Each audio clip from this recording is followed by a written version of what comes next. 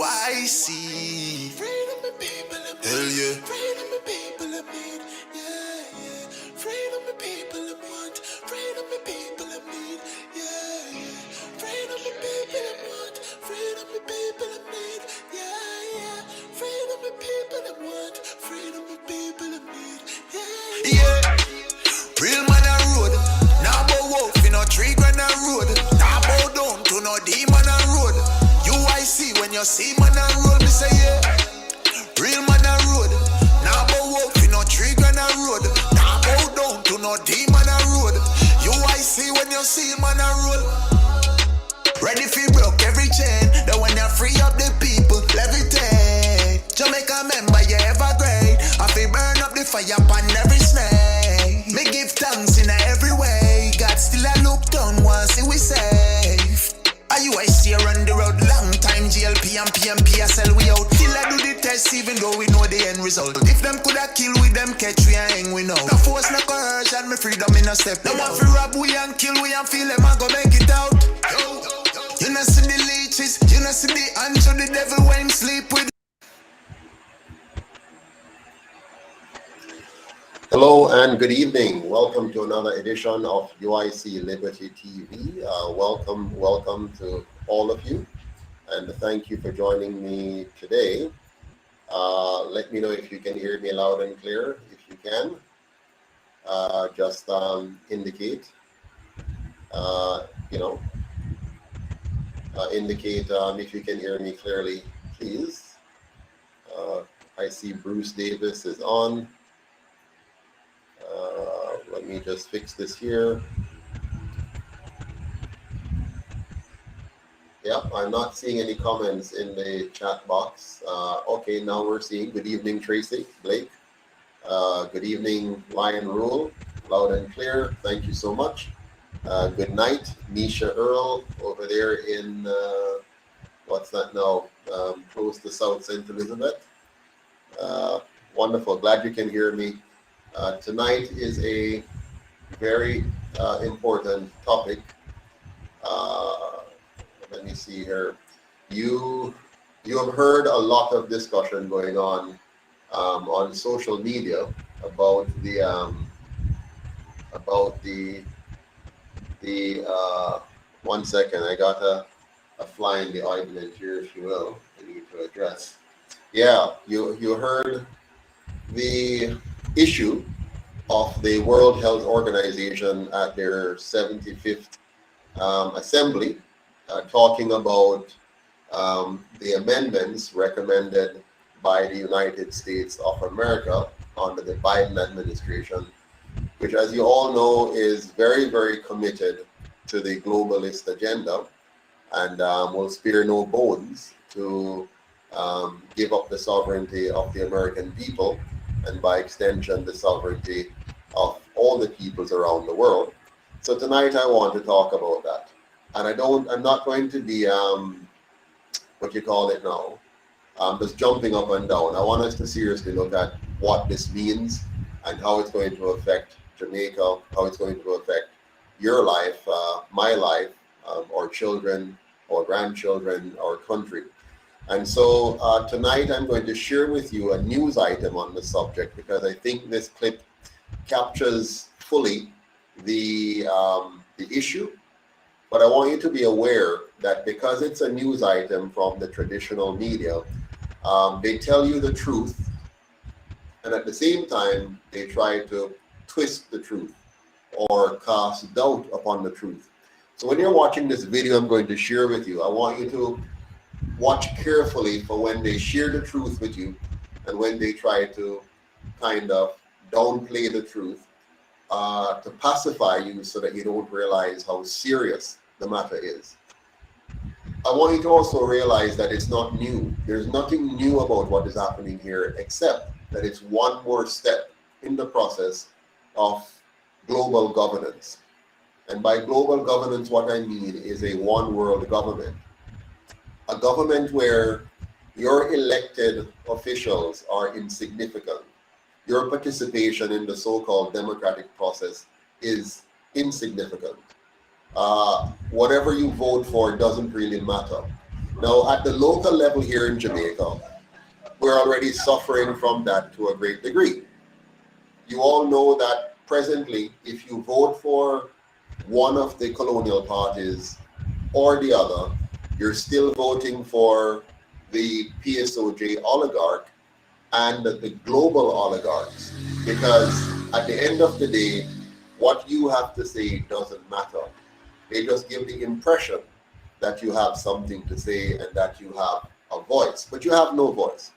The only way you're going to have a voice is when you become educated and informed and realize that the system of governance we have is a sham, and that you have to now take it upon yourself to own the political process, own the political party, and cause a mass revolution that will transition Jamaica from the colonial system to a truly republic system that the UIC offers.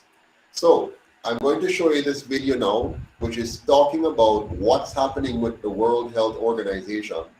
It's going to identify the issues for you, then it's going to try to downplay them, and then I'm going to explain to you what's really happening. And at the end of that, we're going to have a discussion with the chairman of the UIC, Mr. Winston Wright, who is going to join us to have a discussion with me, and we're going to also answer your questions. But before I do that, let me just pause again to say welcome and good night to all of you who are just joining. I see Liddy Williams, I see Sonia Mignat, I see Bobby Baru, I see Sir KB, I see Andy West, I see Doreen Elaine Thorpe, and I see Ming Hutchinson. Good evening, good night, and welcome to all of you. Welcome Paul Clark rather, good to see you on. Ricardo Henry, Don Hallen, good to see you all on. It's really a pleasure. Every night I get a chance to come on. It's a beauty to see you here and to be able to interact with you as we work together to build a new and better Jamaica. So let's begin. We're now going to watch this video, which is going to open our eyes and open our understanding as to clearly what the issues are. And then I'm going to tell you what we can, should, and must do about it if we're going to be a, what you call it now, a free nation, if we're going to continue to have our sovereignty, which is already on the tremendous screen. But if we're going to have our sovereignty, here's what we're going to have to do. But let's first watch this video, understand what it's saying, and then we're going to have a discussion on it. Here goes. The World Health Organization's World Health Assembly is underway in Geneva, Switzerland, and one of the items on the agenda, amendments to the WHO's international health regulations. There's been widespread concern that amendments offered by the Biden administration would hand over U.S. national sovereignty on matters of health to the WHO. They would allow the WHO to declare a health emergency in the United States, require the U.S. to report to an international compliance committee on whether it was obeying WHO directives, and would create an enforcement mechanism to essentially punish nations that don't follow the WHO's directives. And that would mean whether it's social distancing, whether businesses are essential or not, whether churches are essential, lockdowns, different kinds of treatment, all of that would be under the jurisdiction and sovereignty of an international body and no longer under the United States of America. Representative Chris Smith, ranking member of the House Global Health Subcommittee, called it an egregious breach of constitutional principle. Adding to suspicion about the amendments is that they were sent to the WHO in January, apparently without a public announcement, and were only discovered online last month. The wording of the amendments would certainly seem to give the WHO authority over the U.S. government. But how much teeth would the amendments actually have? The WHO Director General has branded claims that the amendments are a power grab, distortions, and disinformation, saying the WHO could not override the sovereignty of member nations. WHO is an expression of member state-owned sovereignty, and WHO is entirely what the sovereign 194 member states want WHO to be. and a Georgetown University law professor who helped write the international health regulations that the Bush White House signed on to in 2005, said the WHO only has the power to make recommendations. It could not force a country to allow WHO staff to interfere with its public health decision-making. Travis Weber, Vice President for Policy and Government Affairs at the Family Research Council, says while the amendments offered are disturbing, even if the international health regulations had the force of a treaty, which they do not, the U.S. Constitution would have the final say and not the WHO. It does not trump the Constitution. Even in the case of a treaty, it's similar to a statute passed by Congress in its level of authority. The Constitution still trumps that. And a new report says the amendments are now not expected to even be decided on this week. There is, however, concern the amendments could be incorporated into a new global pandemic treaty, which the WHO has been calling for. Republican Senators Steve Daines and Tom Cotton sent a letter to the White House Friday calling for the U.S. to leave the WHO as it did under President Trump, saying the World Health Organization absolutely cannot be trusted with more power. It's clear from several of the WHO's own statements that it wants more power to fight future pandemics. What's not clear is if the proposed amendments would grant it the power some say it will. Dale Hurd, CBN News.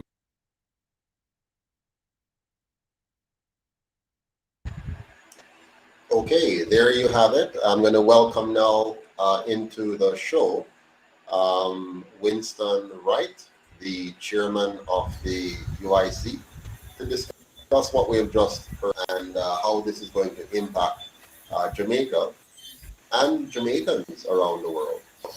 We have Jamaicans all around the world, in the US, in Canada, in the UK, other countries. Mr. Wright, welcome to the show, sir. Mr. President, thank you for having me on. Good night to all Positive Uniters viewing now and later. Wonderful. Thank you so much for joining us. Did you get a chance to watch the clip that I just showed? I did. Thank you for that very informative piece. The research that I've done so far did not unearth that piece, but I've found similar material. Right. So basically, what we're seeing here, Mr. Chairman, is the United States of America making recommendations to amend the regulations, the international health regulations that are established under the World Health Organization in order to give those regulations great authority over the 194 countries are signatory to that organization and its regulations. And those amendments that are being proposed by the US, if approved, would give the WHO the authority to override local government and dictate that they should declare a state of emergency and should immediately do whatever the WHO dictates that they should do. And if they fail to do what the WHO dictates, then they will be. This is very similar to the banking system that we have in place, the global monetary banking system, which mandates what countries can do in terms of banking and money transactions.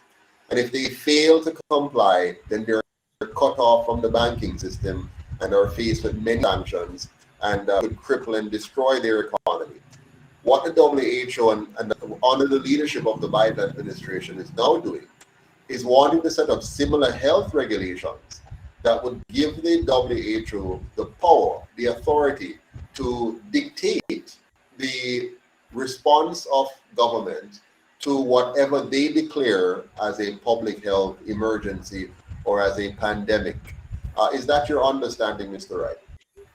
That is very much so my understanding, Mr. President. Now let me start with your very apt example. Right now, Jamaica and several Caribbean countries are on the blacklist of places that are considered haven for money laundering. Right? Now, there isn't much money laundering happening in this region because of those regulations that we were forced to implement to harmonize our banking system with that of the rest of the world in preparation for this kind of move basically makes it next to impossible to move monies without scrutiny. We have the FATCA Yes. regulations and so on as well that coincides with that. However, if you look at the TED Talk by a very noted economist out of Trinidad that accused the G7 of bullyism because London, for example, is known haven for money launderers and is a tax shelter. And even the UK authorities admitted that much in recent times. But yet they are at the top tier without any sanctions. But Jamaica has been forced to make several drastic banking changes to be able to participate in the world banking, economics, and finance system. Now, Yeah. let's juxtapose that on our health system, where the Director General of the WHO, under this proposed amendment, gets the authority to say to the Jamaican government, because the Jamaican government reports to the WHO on a monthly basis on several key disease indicators. And if you go on the Jamaica Ministry of Health website, you will see those figures. And again, that's where we were able to identify that the Ministry of Health at the start of the pandemic in Jamaica had stopped reporting fever cases such as dengue, etc., and was reporting these cases as COVID cases, right? Which is still a contention today, which the ministry has not answered the UIC about. But we move on. If they get Yes. a disease indicator, they can look at us under this proposed amendment and say, you need to implement pandemic protocols now. And we have to. Here's why we have to. Because if we don't, similarly like how they lock us out of the banking system, they will lock us out of the travel system, they'll lock us out of the shipping system, they will literally isolate the country under As a, this ma- regulation. as a matter of fact, Mr. Wright, what they're doing right now is casting a net. The net includes travel restrictions, the net includes monetary restrictions, the net includes health restrictions. So Correct. what they want to do is to create a situation where they can control every single human being on planet Earth and to channel them like cattle into one direction. You see how a cattle farmer may have, especially in the industrial cattle, right? These are the mass cattle farms. You know, they get a cow, a baby calf from birth, and it follows a particular trajectory and is managed carefully and tracked carefully, fed a particular diet to achieve a certain genetical outcome, and then they push them out the other end and give you the kind of beef that they want to give. Now, what they're trying to do is to bring the human species down to a programmed and fully controlled um, object or commodity that fits into a program designed by those who think they're smarter than the rest of us. So, for example, a person like Bill Gates, who has billions, or Jeff Bezos, or Elon Musk, or the many other few individuals who have billions of dollars who think that because they have achieved such monumental stratospheric financial positions, they now have an understanding of the world and where the world should go. And I'd like to have a prescription for that. There's also an economical element to this, and the big economic element is, for example, if you now become a major pharmaceutical investor, like say Bill Gates, and you have a vested interest in say developing viruses and antiviruses, you know, you develop the virus and you develop the antivirus, and now you get a controlled audience, a controlled market, where you now have control over worldwide governments to make sure that they buy your product and administer your product to achieve the ends that you have. And your ends can be beyond financial. Financial is one where you get massive financial returns. And there are also non-financial objectives. Maybe you are concerned about population and you want to control population. Maybe you're concerned about the mix of population, racial mix, and maybe you want to bring back in line the racial mix. Let's say you're concerned, you think that maybe the Caucasian race is falling behind and the non-Caucasian race is getting ahead because they're poor and poor people have more children. Then the more industrialized a country become, the more developed a country become, the more independent women become, it's the less babies they tend to have. And so in our industrialized nations or so-called first world nations, you might find that the birth rates are dropping within the wealthier Caucasian community, but the birth rates are flying through the roof in the, let's say, the African or the Hispanic communities where you have greater birth and less economic development. And so maybe you want to be able to genetically control that. Maybe you also want to maybe let's say you're anti-religious and you find that you want to wipe out the religious, those that are very religious in society. You may want to develop a genetically modifying medication that would inhibit or get rid of people who are prone to one kind of behavior versus another. They can control the genetical makeup of the persons in society. Now, these are all speculations that are grounded in quite a bit of scientific research and facts that we have to be aware of. Now, the bottom line to all of this is that it's very clear that over the years, there's a steady march towards a global governance model. There's a steady march towards a one world government. There's a steady march towards getting rid of individual liberty, individual sovereignty, individual freedom, and ceding that to a small number of persons who form an oligarchy. Here in Jamaica, we just saw in full view our Prime Minister over the last 2.5 years demonstrating that the current constitution of Jamaica allows him to do things to the Jamaican people that were unimaginable a few years ago. We never realized how far it has gone. But we have been very careless as a people. We have been very compliant and complicit as a people. And we have allowed over time for the government to more and more take over our rights as citizens. And the way they get to do this is by offering us freeness.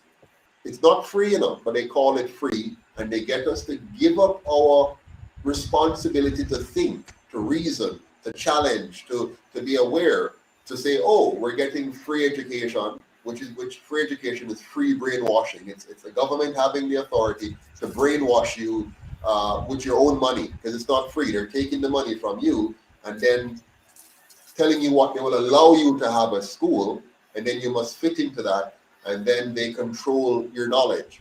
Free healthcare, again, they take our money away from us, and then they design a system and then say, that is what you must fit into. So we move away, for example, from learning how to care for ourselves, learning how to use natural remedies and tools, having an industry develop around natural medicine, and instead they have stamped out all of those things.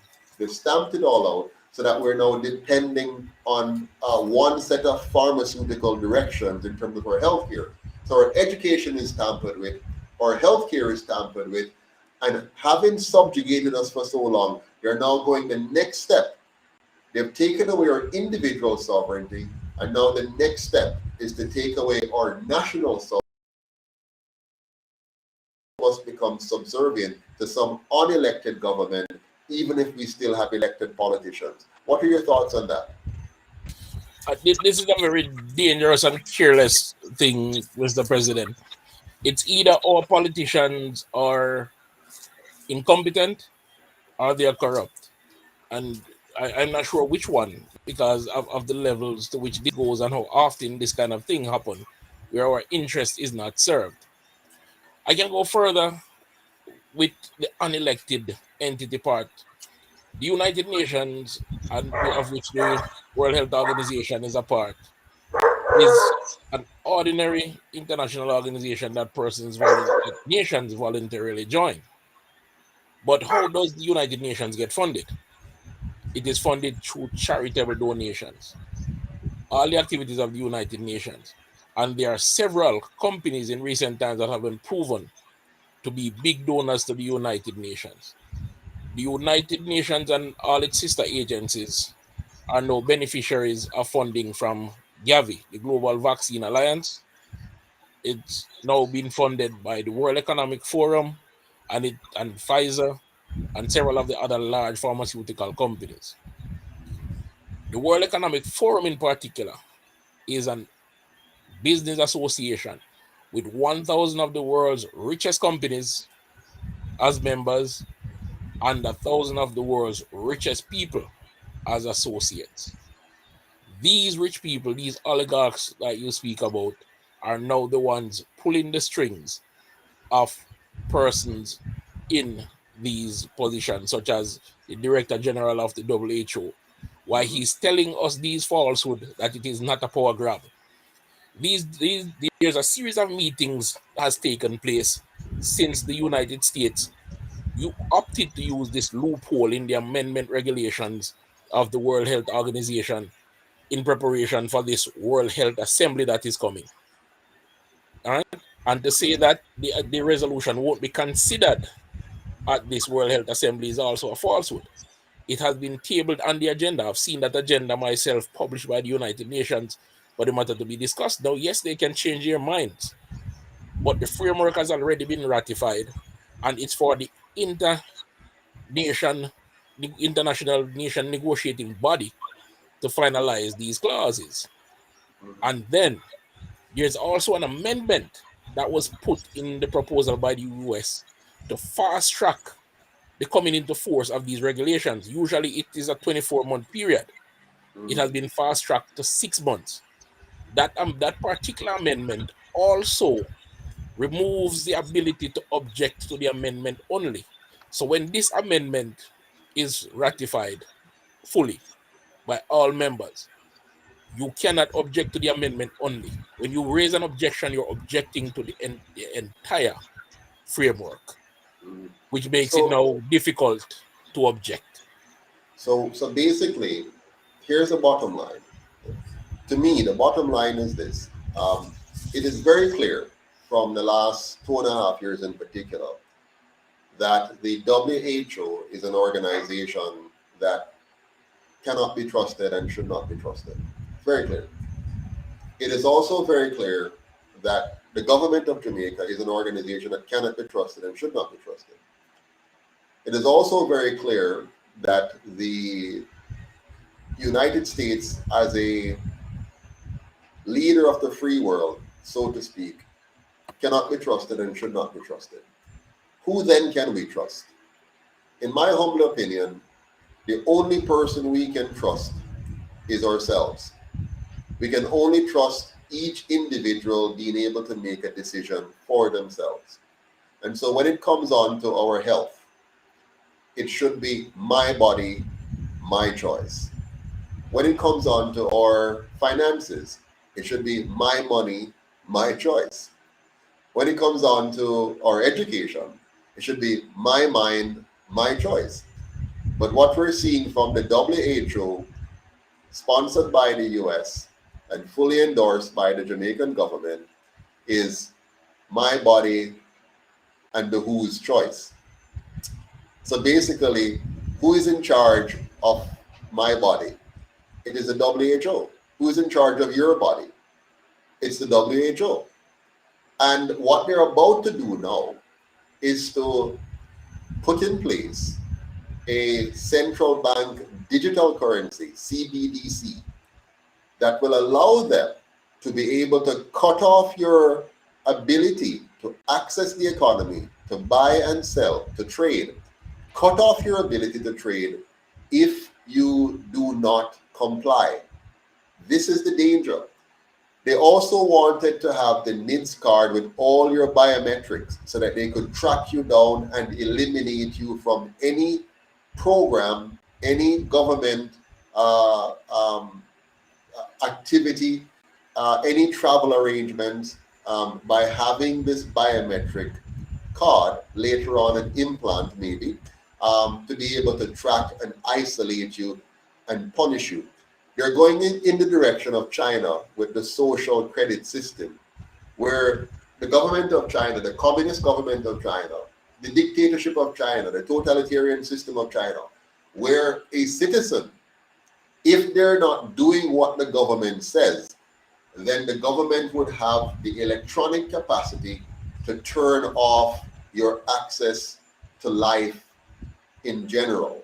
You know, your ability to go to the grocery store, to go to the pharmacy, to go to school, to go to church, to travel within and outside the country. So the whole idea behind all of this is to lock you down so you become 100% compliant.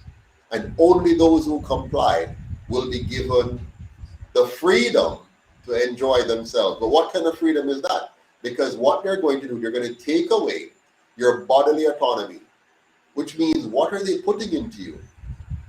And you have no choice over it. So when your government says the WHO has approved this new injection and you ought to take this injection, you have only one choice, which means no choice at all. You either take the injection or you suffer exclusion from the economy. And that is a very painful exclusion because you can't get a job.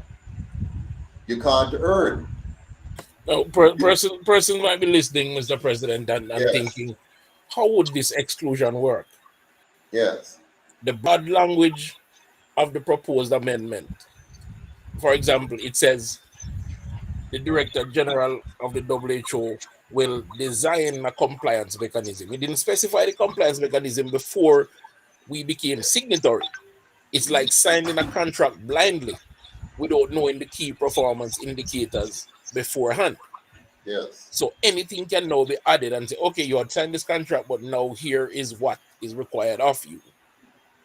So we have entered into an agreement that is binding despite what is said, because they will use whatever means necessary to get compliance, especially at the national level. Okay. Yeah. So we're gonna have another Sri Lanka, right? Because all they're going to do, and this is why the UIC has always said we need to extract ourselves from their monetary system. We need to have an independent monetary system, a Jamaican monetary system that gives us control over our finances. We need to stop following the debt-based model of running a country and make Jamaica independent of borrowing to survive. We need to change our education model. We need to change our healthcare model. The UIC has been saying this now for 10 years. We have been trying to educate the Jamaican people. Of course, that's why we're blocked from regular media, because they don't want the Jamaican people hearing this. They know that all they have to do is to create a fake crisis, and the people quickly give up their rights, and before they know it, they'll lose those rights forever. Our best course of action now is to leave the WHO. But we know that the two colonial parties have no interest in doing that. You see, right now, the government is fighting for a Commonwealth position. That's their interest. That's what they're spending taxpayers' money for, to go fight for a Commonwealth position. You see the Prime Minister being very proud to take on the QC position, the Queen's Council. So he's committed to keeping us in colonialism. You see the whole direction of our country and our government is to make Jamaica continue to be a dependent country. Now, when you are a dependent country, you do whatever your benefactor says. And that is why Jamaica does not have any policies of its own. Jamaica currently doesn't have any sovereignty. I see people are worried about us losing our sovereignty. We have lost our sovereignty a long time ago. Jamaica has no sovereignty. The Prime Minister that we have and the opposition leader that we have and the two parties that control our government, they do as they are told. So if the powers that be says lock down your country, that's what they do. If they say bribe everybody to take an injection, that's what they do. They're not here to do the will of the Jamaican people. The government of Jamaica is not the government of the people of Jamaica. It is the government of the private sector organization of Jamaica in terms of the oligarchs who run it, and it is also the government of the colonial masters. Why is this so? Our very model of politics is based on money. Who has the most money? The Jamaican people do not fund political parties directly. It's the oligarchs, the PSOJ oligarchs, who fund the Jamaican political parties, the two colonial parties, which means the party is going to do what is in the best interest of the PSOJ oligarchs. Similarly, the Jamaican government is dependent on the International Monetary Fund, on the World Bank, and on the blessings of the global powers for its financial position. Our government has consistently been based on a debt-based model of funding our existence, which keeps the nation consistently in debt. Even when we pay it down, we're going to run it right back up because we're following a debt-based model. If we want to have a truly free Jamaica, we're going to have to sever those ties. Now, it doesn't mean we're not going to engage with the international community. It means we're going to engage with them in a different way. Take, for example, Cuba. Cuba has been outside of the IMF now for some 60 years. The only thing that has been stopping Cuba from achieving more is because of the US embargo against them.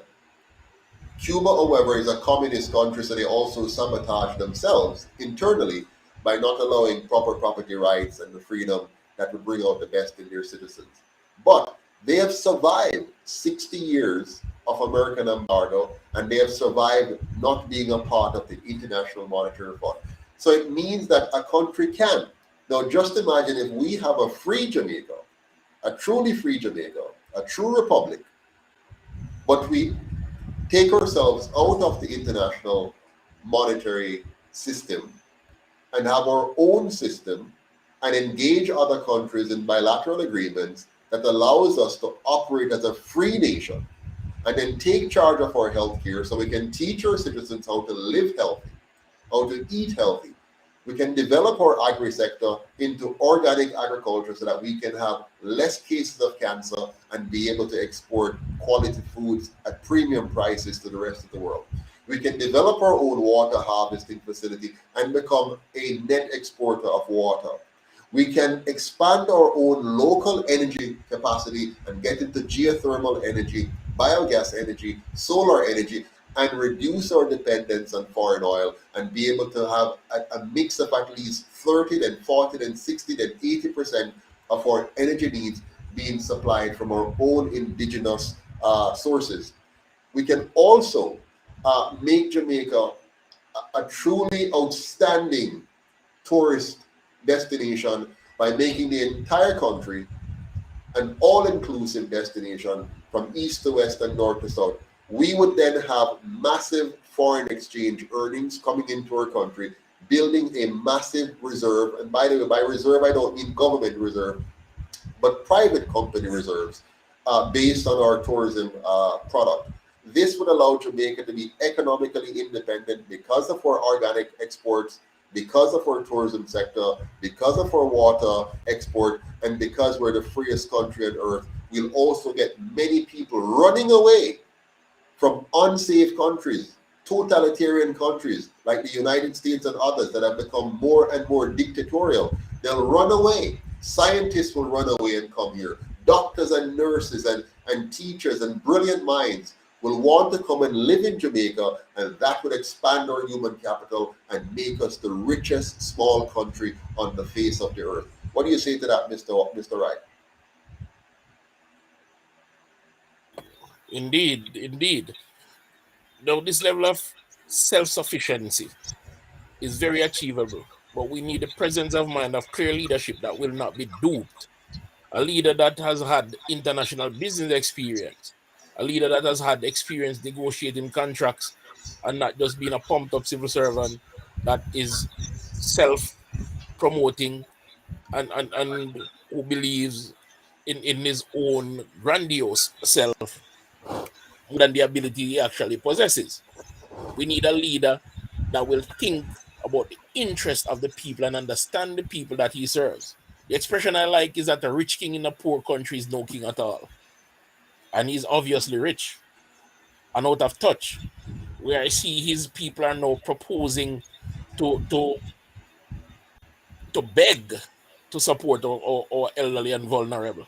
That is the sum total of their ideas. That one rubbed me really hard. I mean, we're gonna beg. Why are we building a culture of begging in this country? I just did my Labor Day project. I want to tell you about it now that you've brought this up.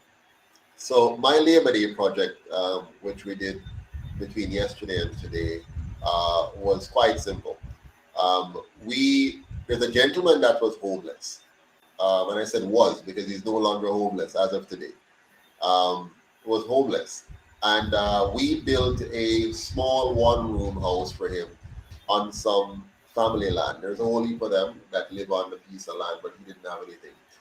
And we built a little house for him on that. He was sleeping outside and sleeping in some unsavory places and so on. But here's the model that I use for this project, which the community has now said they embrace that model and want us to replicate the model. So the model I've done is, instead of giving him the money for free, we have paid for the construction of his house up front, and now he's going to work to pay back that money, while his neighbors and friends and even enemies maybe, we all came together and provided him the labor to build this house, provided he agrees to do the same for somebody else's house. So he's going to also provide his labor to help build somebody else's house. So he's going to pay back in labor, he's going to pay back by working. And that was my Labor Day project today. I do not believe in this handout mentality that we have created around our country. The mindset is debilitating, it's very destructive, and it has hurt our people.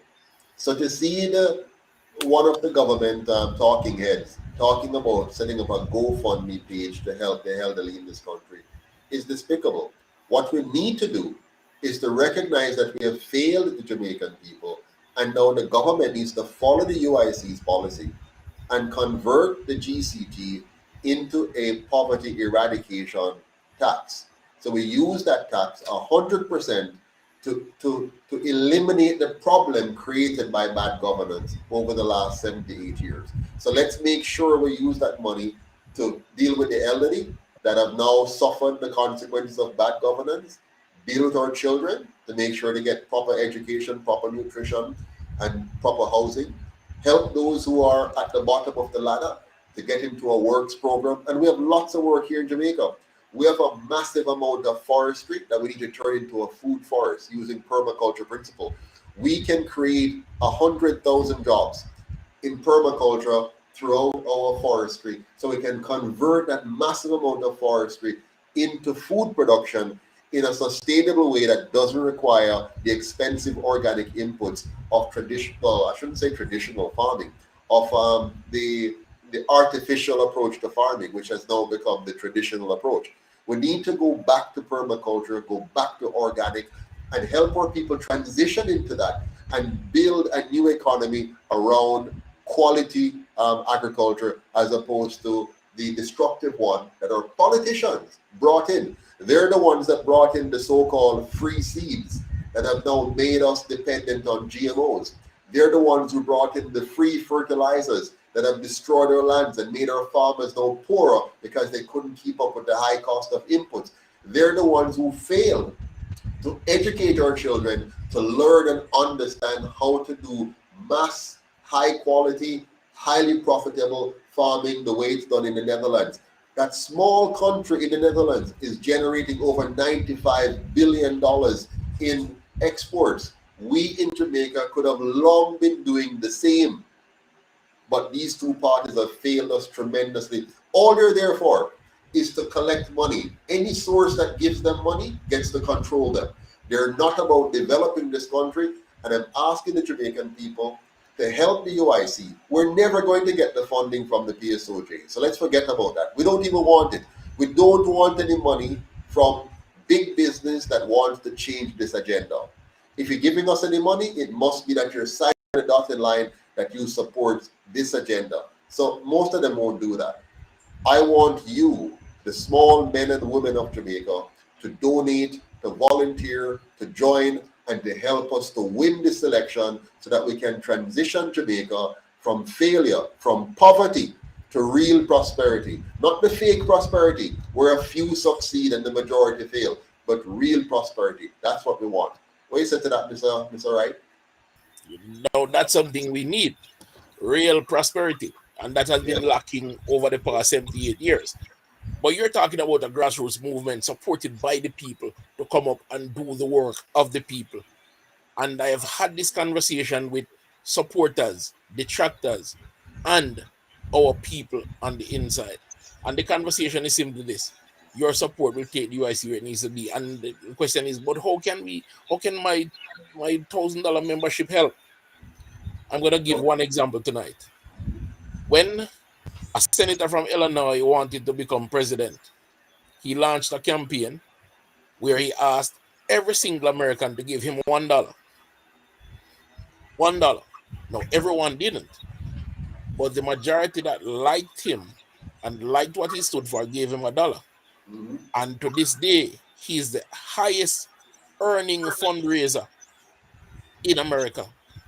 And his model is being followed by several other candidates to this day. $1. That's all he asked for. Yes. Now, considering the horrible value of the Jamaican dollar, we can ask for $1. We had to amplify it some. And that $1,000 represents 2 drinks at the bar with your friends, or a trip to somewhere unsavory that you shouldn't have been, where your wife will be upset with you, somewhere where you wanted to unwind. It could be any number of things. But the UIC can use $1,000 from every single Jamaican. But guess what? We are realistic. We are pragmatic, right, Mr. Romans? So since we are pragmatic, the 63% of Jamaicans who are now disengaged from the electoral process because they don't see an opportunity, they don't see the real representation, and they see what the UIC is saying, that the past 78 years has been a sellout, one administration after the other. That 63% give to the UIC, please, $1,000. $1,000. And we will transform the lives of Jamaicans for the better. And the president, being an open-minded, well-articulate thinker, has dialed into this, and he'll tell you more about 1 in 25. Yeah, we have on one of my last lives, one of the recent lives I did, the suggestion was made and I jumped on it. We want 1,000 persons to give $25 a month across the diaspora, across the nation. 1,000 giving $25 a month. And then, of course, everybody else can give $10 a month, 1,000 Jamaican dollars a month, whatever it is. But if we all give, then I know more you want to see me going across the country. Remember, I'm not a full-time politician, but the time has come for me to step up and do that. But I can't do it without you. The only way for me to be able to go all 14 parishes, all 228 divisions, all 6,000 polling divisions, for me to get around and move around, and for a team of us to get around and move around for security, for refreshment, for traveling costs, for income replacement, all of these things, we need to donate to get that done. I am ready to do the work for you. I've been working on your behalf for the last 10 years. We have people like Mr. Winston Wright, our chairman. We have Naika Williams, our treasurer. We have my wife, Mrs. Patterson. We have the general secretary, Chase Neal. We have the VP Acosta. We have VP Gordon. We have VP Burke. We have our recruitment director, Marlon Douglas. We have our jump director, Sheldon Wallace. We have all these brilliant people who want to get the work done for you, but you have to help us. Don't just sit on the sideline. Don't just don't be an audience. Don't just be an audience. Don't just watch the entertainment of politics, because we're not into the entertainment. Let us focus on getting the work done. And the way for us to do that is for you to donate, for you to volunteer, for you to join. Get your friends and family to go on the website, uicjamaica.com, and join.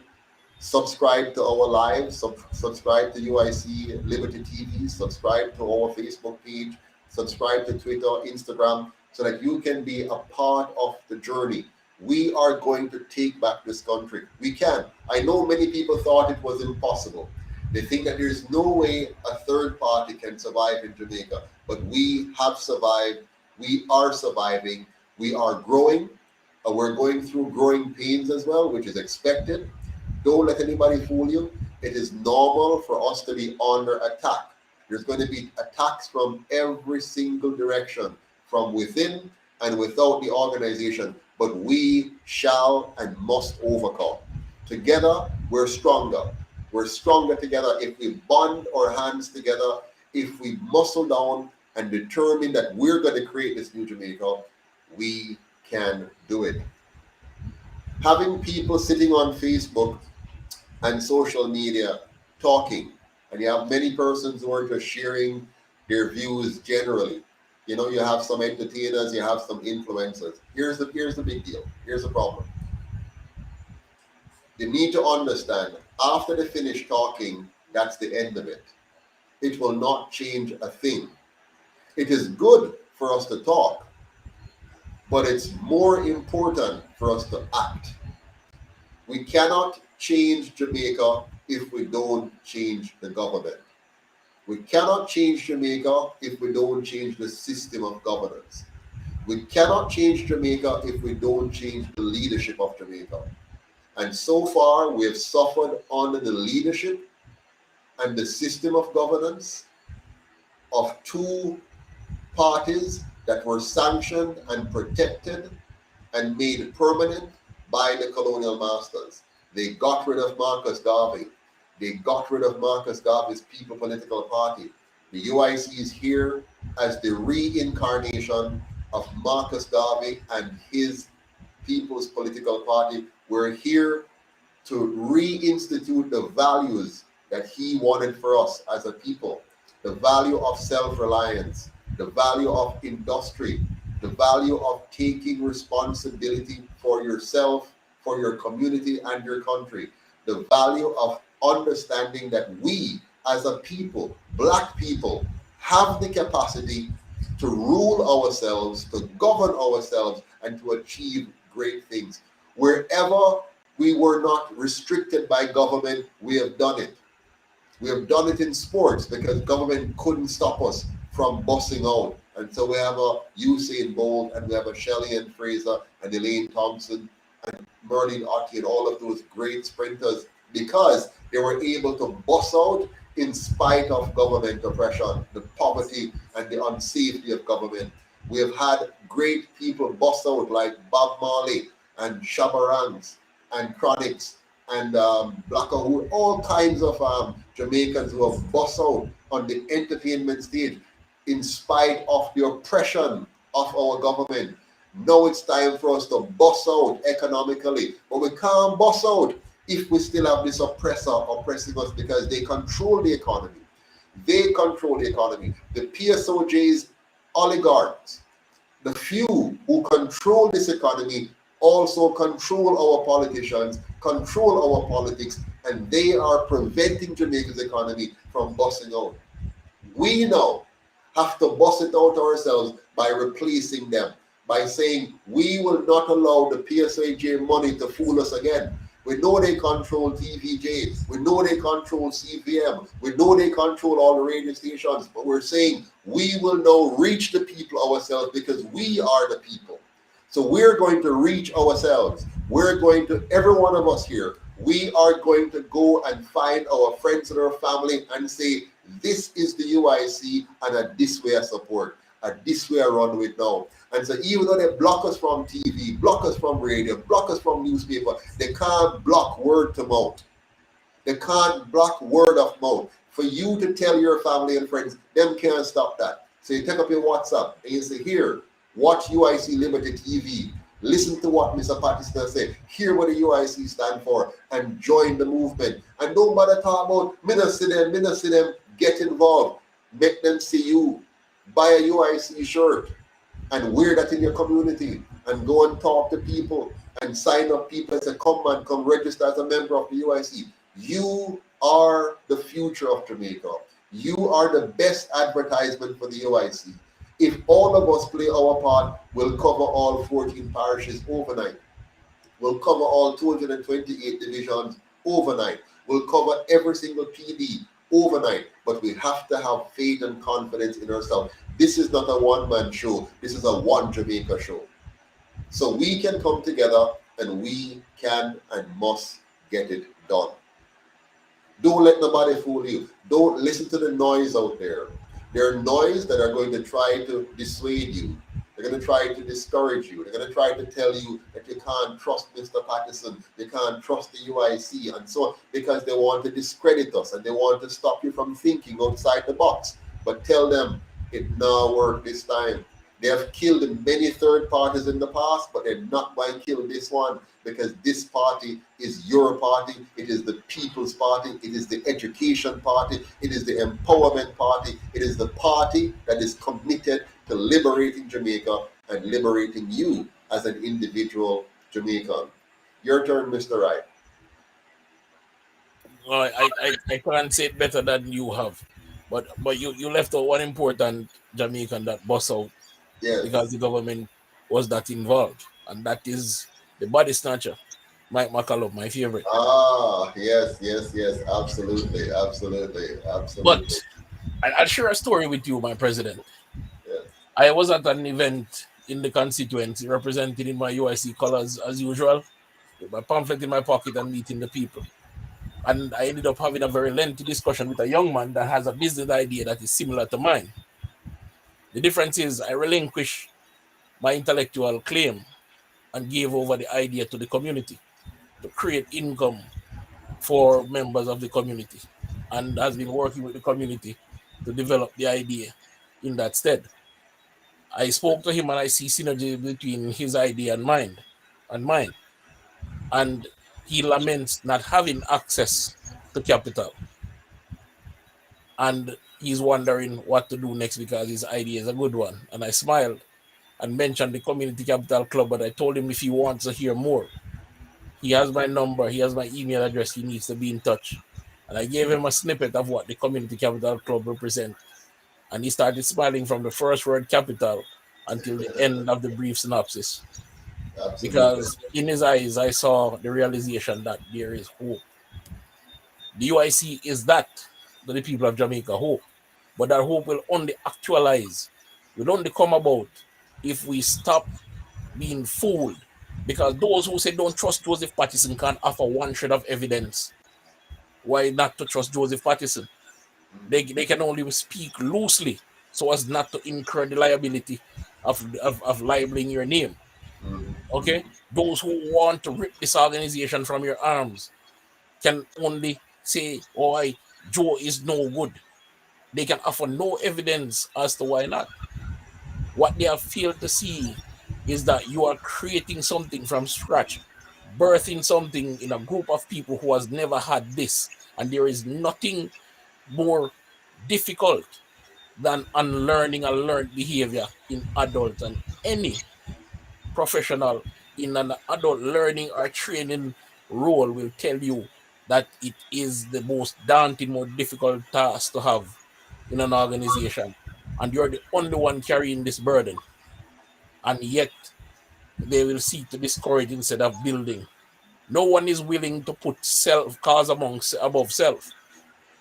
And in the past, it was the same problem the great movements of liberations had, from Nation of Islam to the UNIA to the movement of Martin Luther King, where people fail to put cause above self.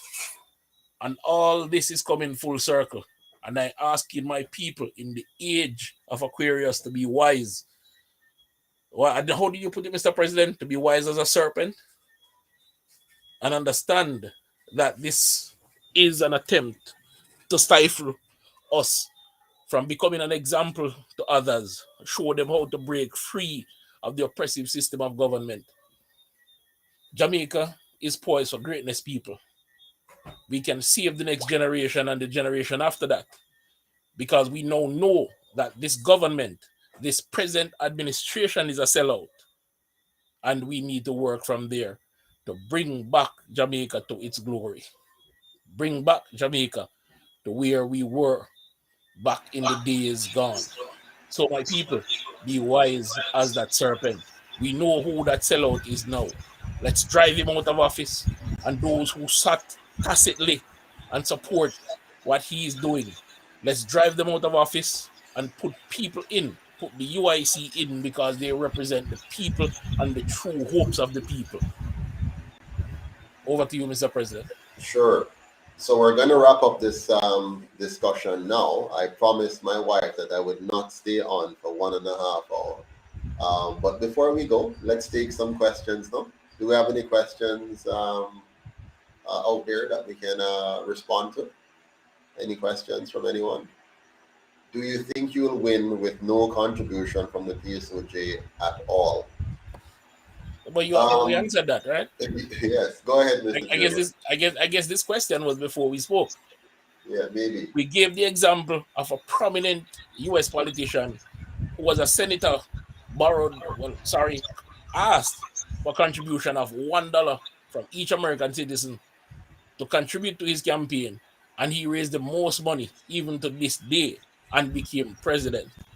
And we're asking Jamaicans, be selfless, put cause above self, put country, put the next generation above this one, and contribute, especially that 63% that is disengaged. So yes, we can win with your support. And if you don't have the treasure, we will take your time, because it is just as valuable. Yes, man. This is key, Listen, let us believe in ourselves, people. Let us believe in us.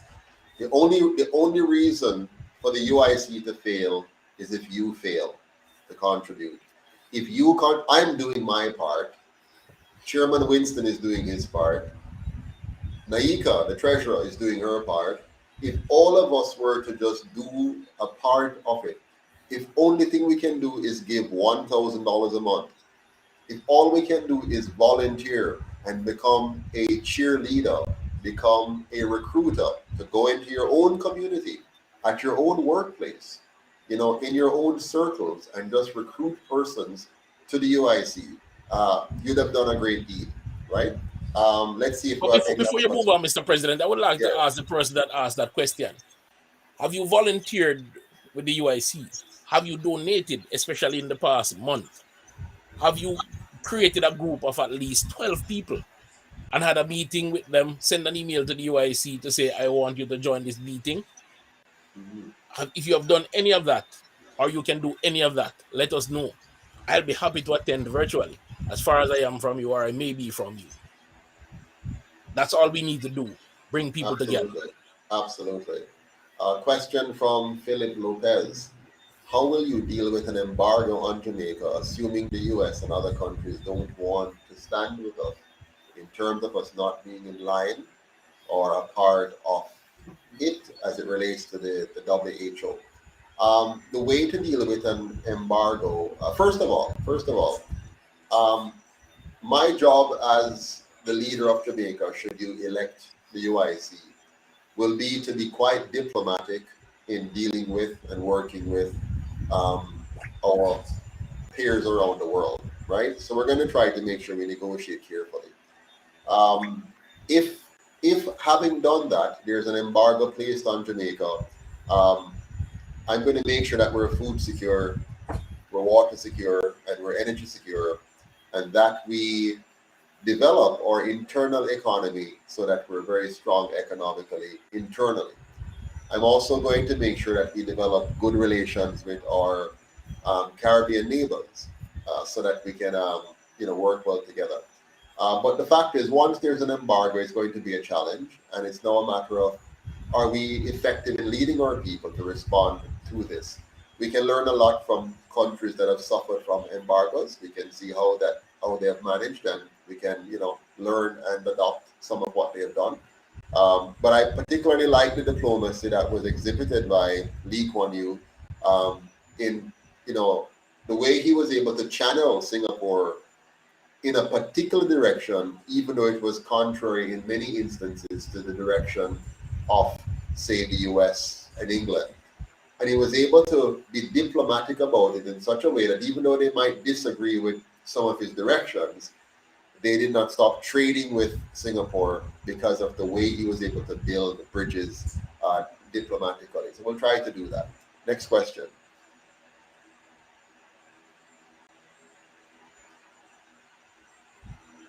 What did the funds that were already raised from the inception of the party up until now used for? They have been used for all of the expenses. You probably didn't see our presentation last night where we went through and show all the expenses and all the income. So for example, we did a 14 parish tour. So we spent money on that. We did a number of Walk for Liberty leading up to the September 22nd walk. So we spent money on that. Our software infrastructure that we have with the database and all of that, that takes money. Our website maintenance takes money. Our web hosting takes money. Our administrative expenses, for example, we had one staff that we had to pay him. We now have, we're about to have 2 staff, and monies will go into that. So we have spent the money on the things that are important to run the organization. So all the operating expenditures, all the activities that we have done, and we have done quite a lot of activities. We have held training sessions for our candidates. We had training sessions in Cornwall, Middlesex, and Surrey. We had multiple training sessions in some cases. We also did canvassing in some communities where we took a large number of our members and went to different communities and have canvassing. We have had members meeting, the annual members congress. We had 2 in a very short period, thanks to some disruptions that cost us money to have 2, and so on. So we have spent the monies on the things that you would normally expect to be spent on for a political movement. Next question. Before you move on, Mr. President, let me thank Joyce Smith for that question, and also for additional clarity to those who are listening, especially those who would want to detract from what you have said.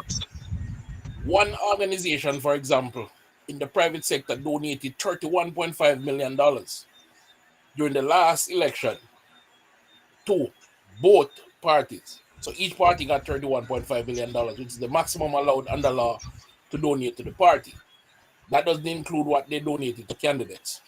Another organization donated $15 million, divided equally between both parties. Now, you see where those figures are going. Now, those 2 colonial parties have a massive war chest. So far, we have just done $37 million for one party.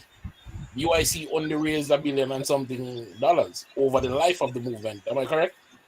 So raised the what? How much? Just about $1 billion over the life of the movement. You said did you say $1 billion? No, million. Oh, no. So over the life of the movement, given the recent numbers that we have now, I would estimate the last time I put something out, it was $6 million over the life of the movement, roughly. Now we're up to about maybe 9 million or so over the life of the movement. The life of the movement, eh? Which is a 5-year period? Let's take it from the time that we became incorporated. So we're incorporated in 2015 is when we're fully incorporated as a movement, right?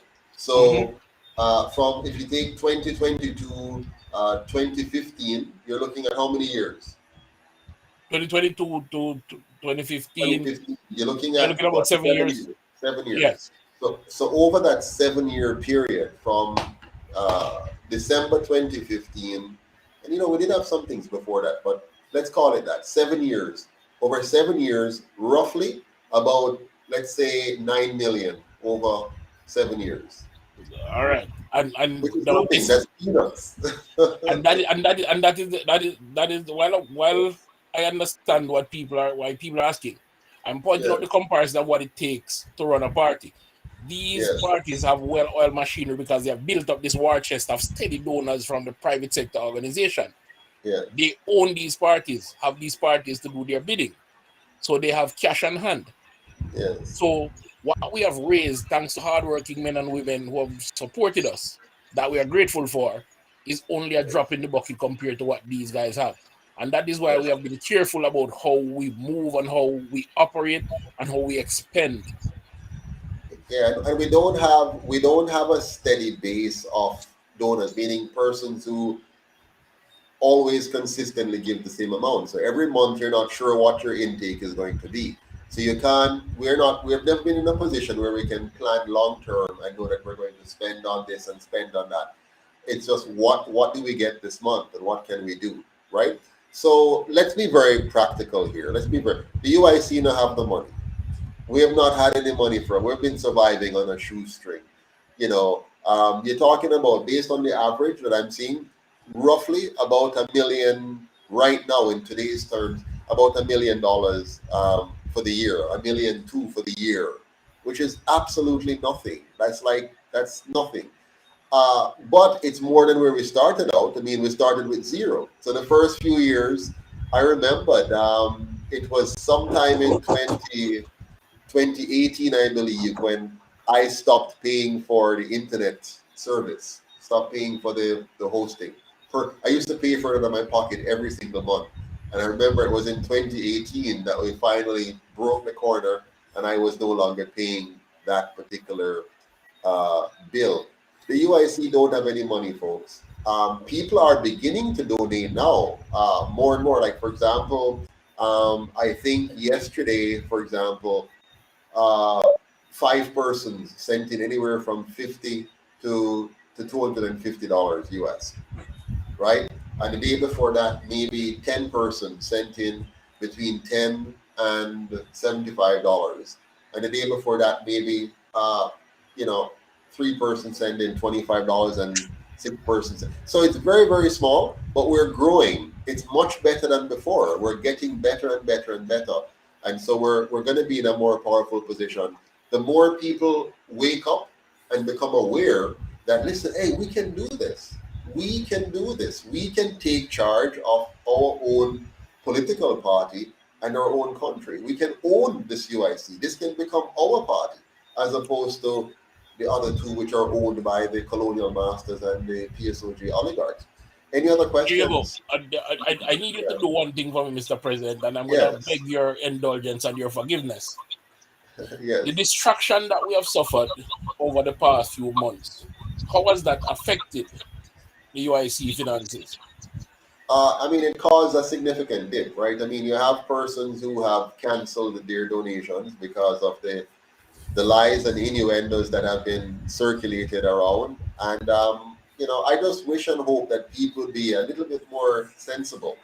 Like, don't be so easily. I saw one of our candidates. This one really hurt me, Winston. One of our candidates, I heard that she resigned. She never came to me, never came to you, never came to the NEC, never came to the leadership and say that she's concerned about this and she's considering resigning. She never even sent the resignation in to the body, but she went publicly and resigned. I'm like, how can somebody be so, what's the word? How can you do that? What if you think there's a problem, you come and you ask. You say, well, Mr. President, I'm hearing this, what is that? What do you have to say about it? But instead you ask no question, but you make a decision. But I also heard, though, today, I heard that people are being paid $60,000 to leave the UIC. The young fellow Horace Johnson recently, who we gave a loan for 20. Well, I gave a personal loan for 25,000 because he asked for it, and I gave him exactly what he asked for. He asked for 25,000. He asked for a short period to pay it back, and he dictated how much he can pay back, and we gave him exactly what he asked for. Then I saw him in the public saying how bad we are, or how bad I am for doing that. And then I hear that they gave him $25,000 so that he could go and do that. So this is the kind of dirty politics which they're playing. But Well, I expected this. I hold on. expected this. Hold Yes. on. Let's not go to the dirty politics as yet, because let's assume that that the persons who did that are ignorant fools. Yes. But these are the same persons that say they love the UIC and they want to wrestle it from your arms, correct? Yes. What is one of the principles of the UIC? Yeah. No handouts. Absolutely. You create work fear to encourage self-sufficiency. Absolutely. And they have broken that cardinal rule while accusing you of hypocrisy. Yes. That's a very interesting comparison. It is. They're actually buying people, and people are falling for it. I mean, you have a previous vice president who is offering people free stays at her guest house or whatever it is, and all these things. They're doing the very things that they're accusing me of. They're doing the, and so anybody who falls for that, how can you trust a person who's buying you if they can't get you to join them based on intellect? They have to give you money so that you will join them. Something is wrong with that. They have to induce you to their corner. Interesting. Exactly. But you promised Mrs. Patterson you won't be on. Yes, I'm going to drop off now. Last question. Yes. What will happen to the people with the increase of interest rate by the Bank of Jamaica? You won't be able to pay your mortgages. You will have a harder time accessing credit because it's going to be too expensive, especially for small businesses. So more small businesses are going to close, more jobs are going to be lost, and more people are going to begin to lose their homes because they can't afford the higher interest rate on their renewed mortgages. So all in all, they're about to wipe out more small businesses. The last 2.5 years was about destroying small businesses, destroying micro enterprises, making people dependent, trying to push universal basic income, trying to get us all to become welfare recipients as opposed to productive, industrious, independent individuals. Their goal, the goal of the globalist, the goal of the global totalitarian state agenda is to make us all dependent on government and controlled by the global oligarchs. So it's very important for you to join the UIC, volunteer, donate, so we can create one Jamaica, united, strong, and free. Thank you all very much. Have a good night. Until next time, keep the peace. Take care.